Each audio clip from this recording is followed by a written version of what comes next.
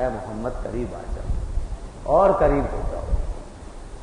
کہاں سے بات چلی؟ مسجد حرم سے. فرمایا اسرا بعبدی. پھر بڑھاتا رہا، قرب بڑھاتا رہا. یہ بات ذہن میں رہے. یہاں یہ بات بھی آپ کی خصوصیت ہے، معراج مبارک کی یہ خصوصیت جو کسی کو حاصل نہیں، کہ یہ سارا معاملہ آپ کی روحانیت نورانیت کے ساتھ بھی تھا اور آپ کی بشریت کے ساتھ بھی تھا. اور اس کے بعد یہ سارا کا سارا بیداری کا معاملہ بھی تھا. یہ خوابوں کا معاملہ نہیں تھا، یہ کشف و کرامات کی قسم کی چیز نہیں تھی خالی کہ صرف اندر سے دل سے دکھا دیا، کشف کروا دیا، پردہ اٹھا دیا، جہاں ہے میں دیکھ لیا. نہیں، یہ سب جسمانی طور پر ہوا، باقاعدہ ایک سفر عمل میں ہے. فزیکل بھی ہے، یہ اسپریچول بھی ہے، فزیکل بھی ہے، ویزیبل بھی ہے. یہ غیر مرئی غیر محسوس نہیں ہے، بلکہ یہ باقاعدہ ویزیبل تھا، مرئی تھا، محسوس تھا، فزیکلی تھا. یہ اس طرح تھا اور یہ اسی باڈی جسم کے ساتھ تھا. یہی بشریت مبارکہ. لوگ اس میں بڑا چیبا جبی ہوتے ہیں اور وہ اپنی اپنی تعویلیں اور اپنے عقل کے گھوڑے دوڑانے لگتے ہیں ہر چیز میں کہ نہیں صاحب دیکھیے کیسے ہو سکتا ہے، بدن کیسے جا سکتا ہے، بدن تو بھاری چیز ہے، کثیر چیز ہے، اور صاحب یہ اتنا ٹائم، اس کے لیے تو بہت لمبا وقت چاہیے. کم از کم مسجد حرام سے مسجد اقصیٰ تک 1 مہینے کا سفر تھا. اس زمانے کے ٹریولنگ کا جو طریقہ تھا اس کے مطابق 1 مہینہ. اور پھر بات اس سے بھی آگے کی ہے، آسمانوں کی باتیں ہیں، پھر بالائے عرش معلیٰ سے بھی اوپر. نہ جانے یہ تو کتنے سالوں کا معاملہ ہو گیا. کیسے ہو سکتا ہے ود ان نو ٹائم کہ لیلاً رات کے ایک مختصر سے حصے میں اتنا لمبا سفر کیسے ہو گیا؟ اتنی سی بات عقل میں نہیں آتی کہ لوگ خامخواہ جھگڑ رہے تھے. اگر یہ کشف و کرامات کی بات تھی، خوابوں کی بات تھی، سوتے میں کوئی واقعہ ہوا تھا تو لوگ خامخواہ انکار کر رہے تھے. انہیں نہیں پتا تھا کہ سوتے میں ایسی باتیں ہو جاتی ہیں.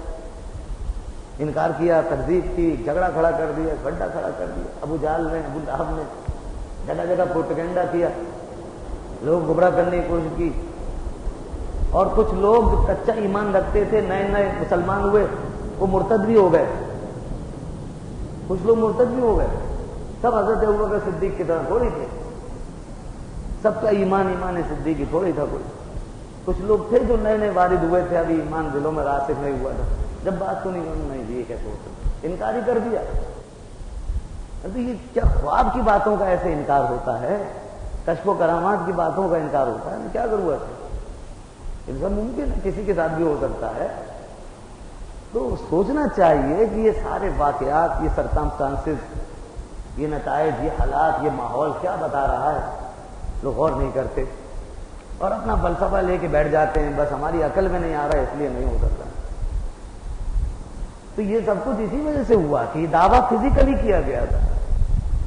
یہ فزیکلی تھا. آپ نے جاگتے ہوئے بیداری لی دعوت. قرآن مجید کا سے یہی کچھ ثابت ہو رہا ہے. لفظ عبد جو ہے، جس کو عبد کہتے ہیں، اس عبد سے مراد ایک پورا بندہ ہوتا ہے اپنی ظاہری و باطنی شخصیت کے ساتھ. کبھی عبد کا تعلق سے دل سے یا روح سے نہیں ہوتا. قرآن مجید کے اندر جہاں بھی عبد آیا ہے وہ پورا بندہ مراد ہے، روحانی اور جسمانی دونوں طریقوں سے. تو یہاں بھی عبد پتا بھی عبد ہی، ہم نے اپنے بندے کو یہ سیر کرائی. تو اس لیے اس کو ماننا پڑے گا کہ یہ سب جاگتے میں ہوا ہے اور فزیکلی ہوا ہے. تو ہماری عقل مانے نہ مانے، عقل کیوں نہیں مانتی؟ اللہ نے اسی لیے تو فرمایا کہ دیکھو وہ نہیں کہہ رہے کہ میں گیا ہوں، سبحان الذی، وہ کہہ رہا ہے جو ہر نفس اور کمزوری سے پاک ہے. سبحان کا مطلب کیا ہے؟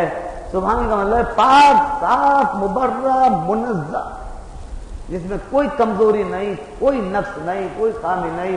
اور دوسرے لفظوں میں جو سب کچھ کر سکتا ہے، ان اللہ علی کل شیء قدیر، جو سب کچھ کر سکتا ہے وہ کہہ رہا ہے کہ میں نے کیا، میں نے کروایا، میں لے گیا، اپنی طاقت سے لے گیا، اپنی قدرت سے لے گیا.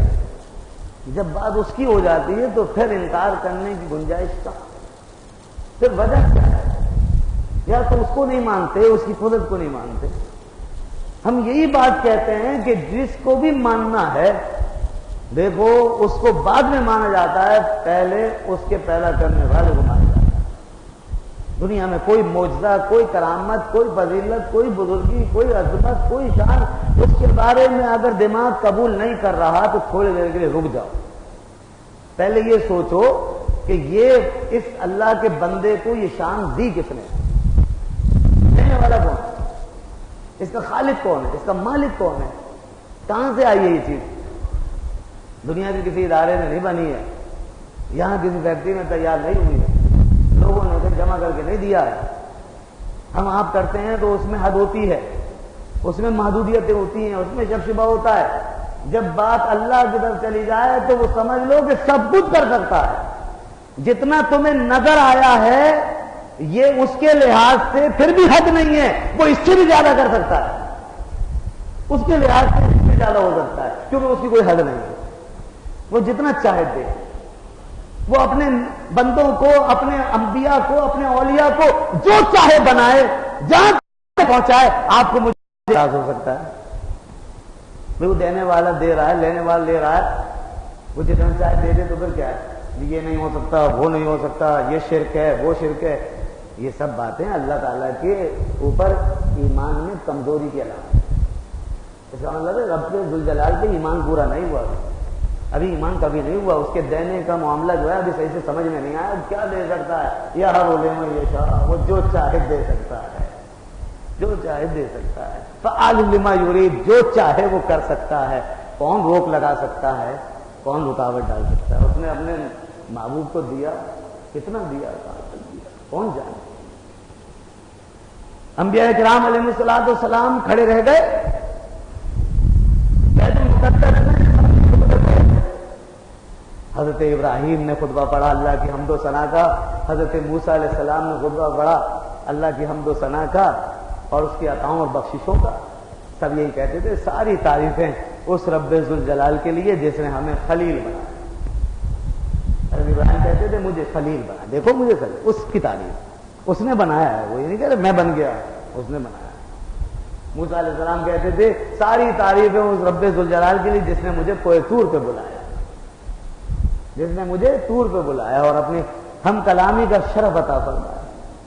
عیسیٰ علیہ السلام کہتے ساری تعریفیں اس ذات کے لیے جس نے مجھے روح اللہ کا مقام عطا فرمایا، کلمت اللہ کا مقام عطا فرمایا، مجھے یہ معجزے دیے، یہ معجزے۔ سارے نبی اپنی اپنی شان اللہ کی تعریف کرتے تھے اور اپنی نعت بیان کرتے تھے، اللہ کی حمد اس بات پر کہ اللہ نے کیا کیا دیا۔ پھر حضور کو اشارہ ہوا یا رسول اللہ آپ بھی کچھ فرمائیے۔ پھر جو اللہ کے محبوب صلی اللہ علیہ وسلم معراج کے فرمایا نماز ہو گئی، بیت المقدس میں نماز ہو گئی، جب یہ خطبے بھی ہو گئے اور اس کے بعد پھر جب ہمارا خطبہ شروع ہوا، جب ہمارا